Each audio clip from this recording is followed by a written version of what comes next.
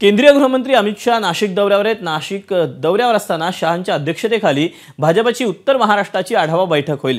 लोकसभा निवडणुकीत महायुतीला फटका बसला होता, त्याची पुनरावृत्ती विधानसभा निवडणुकीत होऊ नये यासाठी भाजप सूक्ष्म नियोजन करत असून त्याचाच एक भाग म्हणून आजची पदाधिकारी बैठक होतीये। बैठकीची तयारी अंतिम टप्प्यात आलेली असून केंद्रीय गृहमंत्री येणार असल्याने पोलिसांचा देखील मोठा बंदोबस्त या परिसरात तैनात करण्यात आलाय। आढावा घेतलेला आहे मुकुल कुलकर्णीने। भारतीय जनता पक्षाच्या उत्तर महाराष्ट्र कार्यकर्ता संवाद मेळाव्यासाठी केंद्रीय गृहमंत्री अमित शाह आज नाशिकमध्ये येत आहेत।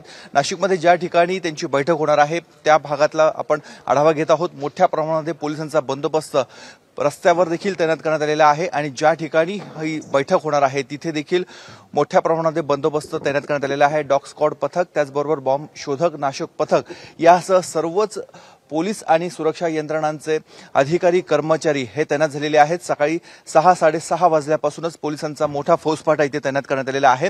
साधारणतः 1200 ते 1500 पदाधिकारी कार्यकर्ते या बैठकीसाठी उपस्थित राहतील अशा स्वरूपाचं नियोजन आहे। विदर्भामधनं अमित शाह यांच्या दौऱ्याची सुरुवात झाली। विदर्भानंतर मराठवाडा, मराठवाड्यानंतर उत्तर महाराष्ट्रामध्ये ते येणार आहेत आणि उत्तर महाराष्ट्रामध्ये 5ही जिल्ह्याचा आढावा त्यांच्या माध्यमातून घेतला जाणार आहे।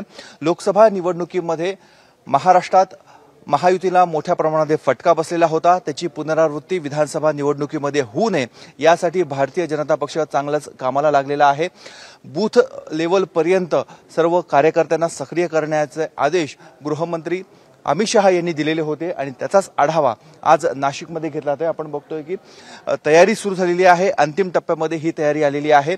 केंद्र सरकारच्या ज्या वेगवेगळ्या योजना आहेत त्या योजनांची माहिती कार्यकर्त्यांना व्हावी यासाठी ठिकठिकाणी होर्डिंग्स देखील लावण्यात आलेले आहेत आणि थोड्याच वेळामध्ये म्हणजे साधारणतः 12 ते 12:30च्या दरम्यान इथे अमित शाह येतील। त्याआधी जे राज्यातले मंत्री आहेत, जे पदाधिकारी आहेत, हे सर्वजण या ठिकाणी येणार आहे। त्यामुळे आज एक मोठं विचार मंथन भारतीय जनता पक्षामध्ये होणार आहे। याचा निवडणुकीमध्ये किती भाजपला फायदा होतो हे बघणं अत्यंत महत्त्वाचं आहे।